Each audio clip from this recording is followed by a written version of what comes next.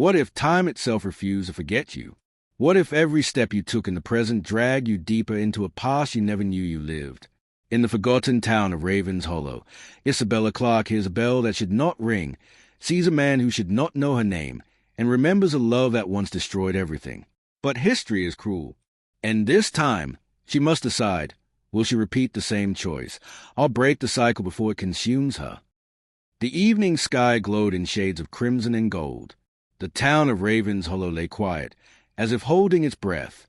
The cobblestone streets shimmered after a light drizzle, reflecting lantern lights like broken shards of amber. Isabella Clark, a 23-year-old woman with long auburn hair and pale green eyes, walked alone.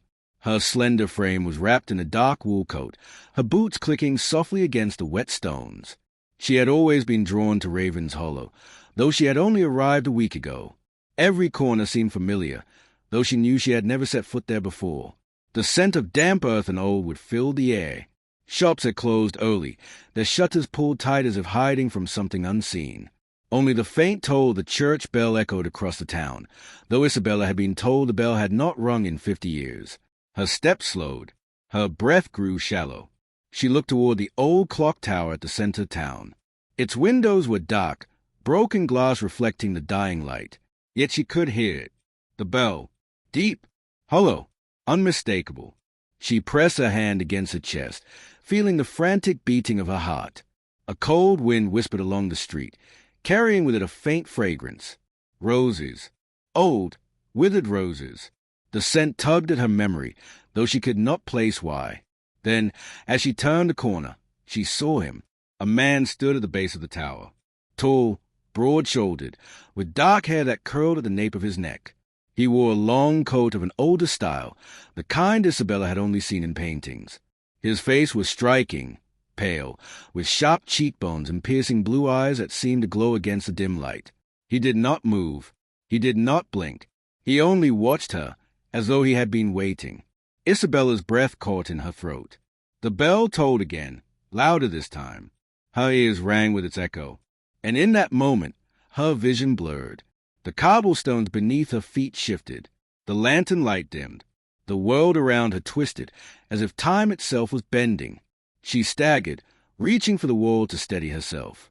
When her eyes cleared, the street was no longer empty. Carriages rattled past. Horses stamped their hooves.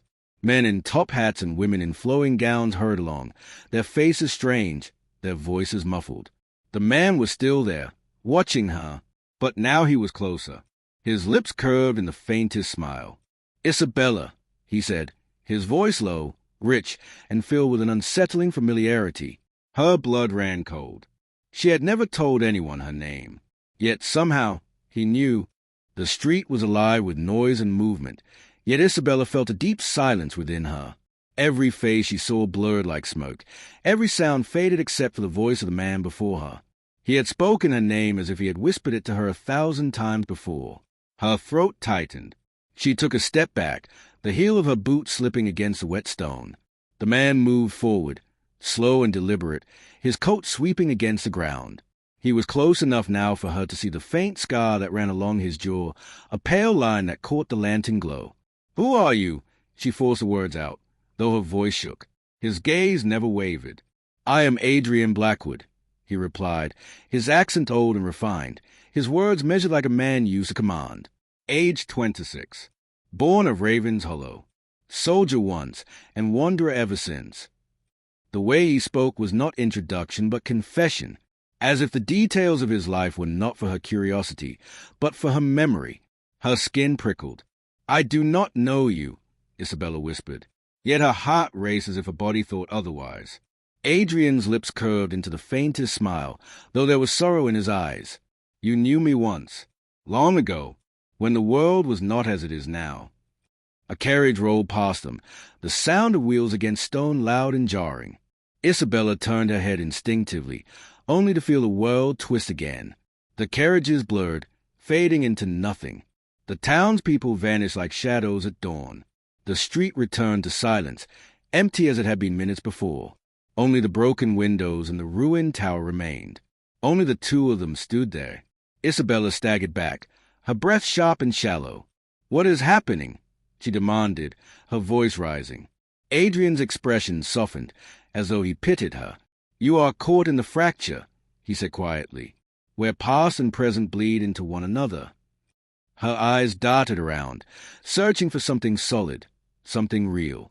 The silence pressed against her ears, broken only by the phantom toll of the bell.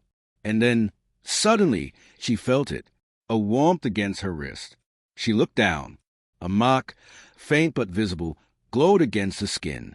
A spiral, dark red, like an ancient symbol burned beneath her flesh. Her breath caught. Her knees weakened. Adrian's hand reached toward her, though he did not touch. "History is repeating, Isabella," he said softly, his voice heavy with sorrow. "And this time you must decide how it ends." The bell tolled once more. The sound pierced her chest, and the world around her grew dark. Darkness surrounded Isabella, thick and heavy, like a cloak pressing against her skin. She could not see the cobblestones. She could not see Adrian. Only the mark on her wrist glowed faintly, pulsing as though it had a heartbeat of its own. Her ears rang with the echo of the bell. A chill swept down her spine. Then, light! A dim flame flickered, and the shadows retreated. She found herself standing in a vast hall. Stone pillars rose on either side, their surfaces cracked with age. The air was damp, filled with a scent of mold and dust, yet beneath it lingered that same faint fragrance of roses. At the far end of the hall, a tapestry hung. It depicted a battle, men in armor locked in combat, their swords raised, their faces twisted with rage. But at the center of the image stood two figures, a man and a woman. The man had Adrian's face, younger but unmistakable. The woman bore Isabella's own likeness, though dressed in flowing silks, her hair bound in braids. Her breath caught in her throat. Her body froze, unwilling to move closer. Every thread of the tapestry seemed alive, woven not of cloth but of memory. A sudden sound broke the silence. Footsteps. Slow. Measured. She turned sharply. Adrian emerged from the shadows, his blue eyes fixed on her. "This place," she whispered. "What is it?" His expression darkened, sorrow cutting across his features. "It is what remains," he answered, his voice low. "A fracture of time, the memories of what was and what will be." Her eyes fell again to the tapestry, to the mirrored faces staring back at her. Her chest tightened. "This cannot be real." Adrian stepped closer, the air around him carrying a strange weight, as though the world bent with his presence. "It is real enough," he said. "You and I have stood together before. Centuries past, when Ravenshollow was torn by war." Her heart pounded. Every fiber of her being wanted to deny it, yet the mark on her wrist throbbed with burning heat, as if affirming his words. Her hands trembled. "What happened to us?" she asked, her voice breaking. Adrian's gaze lingered on the tapestry. His jaw tightened. "You chose," he whispered, "and the choice tore the world apart." Before she could ask more, the whole trembled. Dust fell from the ceiling. The tapestry shuddered as if alive, the woven figures twisting, their faces contorting into silent screams. The mark on Isabella's wrist burned like fire. She gasped, clutching it with her other hand. The sound of the bell thundered again, shaking the walls. Adrian's eyes flashed with urgency. "You must remember, Isabella," he shouted above the roar. "Before history repeats, you must remember what you did." The flames flickered out, and she fell into darkness once more. Isabella's eyes snapped open. She was lying on cold stone, the air thick with the scent of ash and smoke. Her chest rose and fell quickly, her breath sharp and uneven. For a moment, she thought she had woken from a nightmare. But then she saw the fire. The world around her burned. Wooden beams cracked above her. Walls of stone crumbled under the weight of the flames. Screams echoed in the distance. Men, women, children. The town was at war. She tried to push herself up, her palms scraping against grit and broken shards. Her wrist throbbed with pain, the spiral mark glowing a deep crimson. And then she saw him, Adrian, not as he was, but clothed in armor, a steel breastplate strapped across his chest, his hair wild with sweat and soot. His sword gleamed with firelight, streaked with the blood of battle. He was shouting orders, his voice deep and commanding. Around him, soldiers fought, their faces shadowed with desperation. But as his gaze turned toward her, the battlefield seemed to still. Their eyes met, and Isabella felt a pull within her, as if her very soul trembled in recognition. She staggered forward, calling his name, but her voice was lost in the chaos. Suddenly, another figure appeared beside Adrian. A woman, tall, striking, with raven-black hair braided tightly, her dark armor glinting red in the firelight. Her eyes were sharp, like blades themselves, and her presence radiated authority. She was not a stranger. Somewhere deep inside, Isabella knew her. Adrian's head turned toward the woman. "Selene," he said, his tone heavy with conflict. Selene's gaze flickered toward Isabella, and a strange, knowing smile touched her lips. "She remembers nothing," Selene said coldly. "But she will." The ground shook violently, flames rising higher, sparks scattering into the blackened sky. Isabella fell to her knees, clutching her head as visions collided inside her mind. A banquet hall filled with laughter, a secret kiss beneath a rose arch, blood on her hands, a sword falling, a promise whispered in the dark. Her heart pounded as the images twisted, overlapping, bleeding into one another until she could no longer breathe. Adrian shouted something, his voice distant now, swallowed by the roar of the flames. Selene's hand lifted, her palm glowing with the same spiral mark Isabella bore. A sudden force slammed through Isabella's chest, searing and blinding. Her scream echoed with the sound of the bell. And just like that, the battlefield dissolved. The fire was gone. The screams were gone. Only silence remained. She was standing once more in Ravenshollow's empty street, the night air cool against her skin, though her body still trembled from the memory. The spiral on her wrist still glowed faintly, and in the distance the church bell tolled again. The night in Ravenshollow felt heavier than before. The mist crept along the cobblestones, curling around Isabella's boots as if trying to hold her in place. Her chest rose and fell in sharp breaths, her body still trembling from the memory of fire and blood. The echo of Selene's voice clung to her mind, sharp and unyielding. "She remembers nothing, but she will." Her wrist burned faintly, the spiral pulsing as though it were alive. And then she heard footsteps. Measured. Familiar. Adrian stepped into view. He no longer wore armor, but the long dark coat of the present day, his blue eyes reflecting the weak lantern light. He paused when he saw her, his gaze falling to her wrist. "You saw," he said quietly. The words were not a question. Her lips trembled, but anger forced its way through her fear. "Who is she?" Isabella demanded. "Who is Selene?" For a moment, Adrian did not answer. His jaw clenched, and a shadow of sorrow crossed his face. "She was once my ally," he said finally, his voice low, "and once your closest companion." The word struck Isabella like a blade. "My companion," she whispered. Adrian's eyes held his, unflinching. "In that life, you trusted her more than any other. She stood at your side in every battle, every secret council, every choice." Isabella shook her head, her chest tightening. "She looked at me as if she hated me." Adrian's expression darkened. "She did." Silence pressed between them. The bell tolled again, low and hollow, rattling the air around them. Isabella clutched her wrist, her voice breaking. "What happened to us, Adrian? What happened to me?" Adrian took a slow step closer, his presence like a weight that bent the world around him. "You chose me," he said softly. His words lingered, heavy with sorrow. "You chose me over her." The mist curled tighter, the cold seeping into Isabella's bones. She opened her mouth to speak, but a sudden sound cut through the night. A woman's laugh, low, sharp, and echoing. From the shadows at the far end of the street, Selene emerged. She was exactly as Isabella had seen her in the vision, tall, strong, her black hair braided, her dark eyes glinting with cruel certainty. Her armor was gone, replaced with a long cloak of velvet black, but her presence was just as commanding. "History repeats," Selene said, her voice smooth and dangerous, her gaze fixed on Isabella. "And once again, you must choose." The bell tolled louder, drowning the night. Adrian moved instinctively, stepping between Isabella and Selene.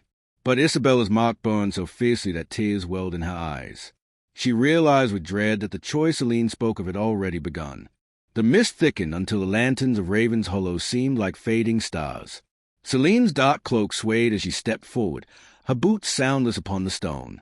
Her eyes never left Isabella. They were sharp, unyielding, and filled with something between fury and sorrow.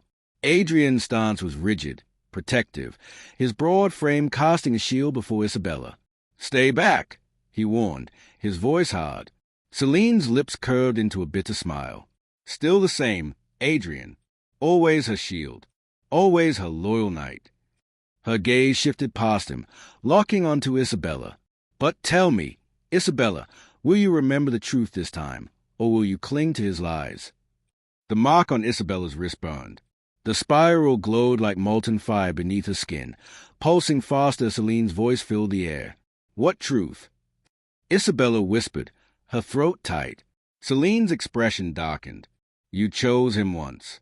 But before you did, you made a promise to me." The words struck like thunder, vibrating through Isabella's chest. She tried to breathe, but fragments of memory rushed back. Two women standing beneath a blood-red sky, hands clasped, a vow spoken in secret. "We will never part. Not even death shall divide us." Her knees weakened, the vision tearing through her mind. Selene stepped closer, her voice like a blade. "You broke that vow. You betrayed me." Her eyes glistened, but her tone did not waver. "And because of that choice, the war consumed us all." Adrian's jaw tightened. "Enough," he said sharply. His hand reached for the hilt of a sword that was not there, only memory echoing through his movement. Selene laughed coldly. "You think you can silence me again? You think you can protect her from what she was?" Her voice rose with fury. "She chose you, Adrian. But do you ever tell her what came after?" Isabella's breath caught. Her heart pounded violently against her ribs. "What came after?" she demanded, her voice breaking. Selene's gaze softened for only a moment, filled with sorrow. "Death," she whispered. The bell tolled, shaking the stones beneath their feet. The mark on Isabella's wrist flared so brightly she cried out, clutching her arm. Shadows twisted across the street, stretching like dark hands reaching from the past. Selene's figure blurred, her body shifting between armor and cloak, past and present merging into one. Adrian stepped closer to Isabella, his voice urgent. "Do not listen." But Isabella's mind was no longer her own. The street around her flickered, unraveled, and once again she was standing in the battlefield of fire and blood. Only this time, she was not just watching. She was holding the sword. The battlefield roared around Isabella. Flames painted the night sky orange and red. The cries of the wounded pierced through the clash of steel. She stood amidst the chaos, but this time her hands were not empty. A sword, heavy and cold, rested in her grip. The hilt pressed against her palm as if it had always belonged there. Her heart hammered in her chest, but her body moved with memory, not hesitation. She swung once, the blade cutting through shadowed enemies. Blood sprayed, hot and metallic, staining her armored sleeve. And in that moment, she realized this was not illusion. This was not a vision. She was reliving the night it had all ended. Adrian was near, his armor gleaming with soot and firelight, his voice rising above the storm. "Hold the line," he roared. His sword cut through the air with merciless strength, his movements fierce and desperate. And beside him, Selene fought like fire itself, her black hair whipped free from its braids, her eyes blazing with rage and grief. She struck with precision, every blow filled with fury. But her gaze, even in the frenzy of war, flicked to Isabella. Not hatred, not yet. Something else, betrayal already brewing in her heart. The mark on Isabella's wrist pulsed like molten iron. The glow spread across her arm, searing into her veins, until the weight of the sword seemed unbearable. And then the moment came. The choice. Adrian staggered, his blade knocked aside, his body vulnerable to a strike. A soldier lunged at him, spear aimed for his chest. At the same time, another enemy closed in on Selene, sword raised high to cut her down. Both lives balanced on the edge of her decision. One would fall unless she chose, Adrian or Selene. Her hands trembled on the hilt of the sword. Her breath came ragged, her vision blurred with heat and tears. The mark burned brighter, forcing her body forward, demanding action. And in the roar of the battlefield, She heard both voices at once. "Isabella!" Adrian cried, desperation in his tone.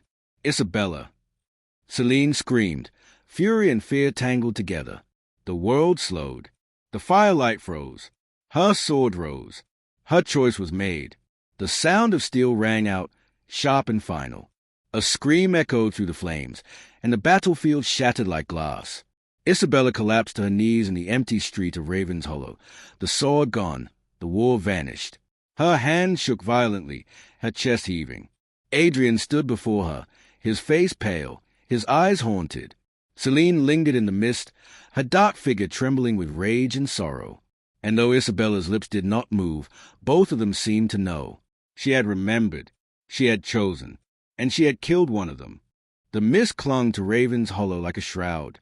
Isabella knelt on the cold cobblestones, her hands trembling, her heart pounding with the weight of memory. She had seen it. She had felt it. Her sword had struck, and with that single choice, she had ended a life. Her eyes lifted slowly. Adrian stood before her, his face pale, his jaw tight, his eyes filled with something between sorrow and longing. Behind him, Selene's figure loomed in the mist, her cloak drifting like smoke. Her gaze was sharp, her expression torn between fury and heartbreak. "You remember," Selene whispered, her voice shaking though she tried to harden it. Isabella's throat closed, but the words escaped, ragged and heavy. "I chose him." The confession shattered the silence.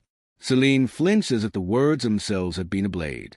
Her hand clenched at her side, the spiral mark on her wrist glowing faintly.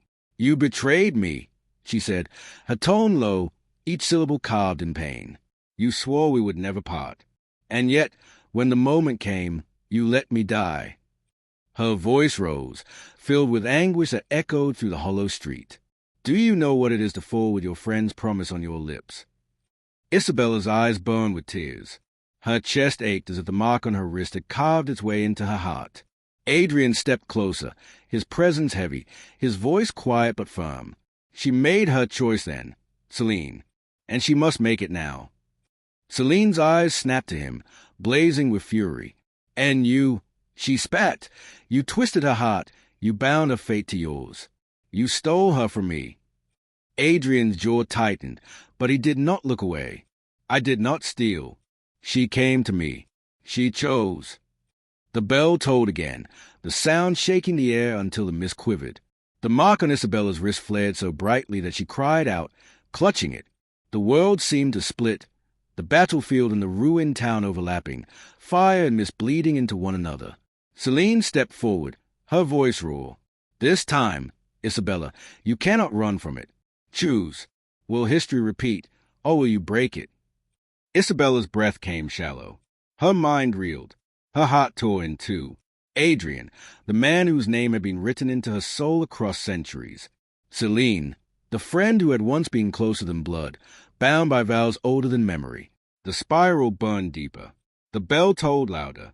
The air itself seemed to wait for her. And then, Isabella lifted her face, tears streaming down her cheeks, and spoke, "I will not choose." The words cut through the tolling bell. Selene's eyes widened. Adrian froze, his chest rising sharply. "I chose once," Isabella cried, her voice breaking, "and it destroyed us. I will not make the same mistake again." The mark on her wrist blazed, then cracked like shattered glass. Light burst from it, flooding the street, flooding the battlefield, flooding the very fractures of time. Selene screamed, her form flickering between shadow and flesh. Adrian staggered, his hand reaching toward Isabella, his eyes filled with desperate fear. The light grew brighter, swallowing them all, and in that blinding brilliance, Isabella felt the weight lift. The sword was gone. The bell was silent. The past dissolved. When the light faded, she stood alone in Ravenshollow. The mist was gone. The streets were quiet. No Selene. No Adrian, only silence and the faint scent of roses. Her wrist was bare. The spiral had vanished. Her heart ached with emptiness, but also with release. She whispered into the quiet air, her voice trembling, "History will not repeat." And for the first time since her arrival, Ravenshollow was truly still. The streets of Ravenshollow lie silent now. The mist is lifted, the bell no longer tolls, and Isabella walks forward unbound. She has broken the chain of centuries, but the memory of Adrian's gaze and Selene's sorrow will never leave her. Perhaps freedom is not the absence of love or loyalty, but the courage to let go of the past. And so, history will not repeat, because Isabella chose her own ending. If you enjoyed this tale of mystery, love, and time's cruel echo, make sure to subscribe and stay with us for more haunting stories across ages and shadows.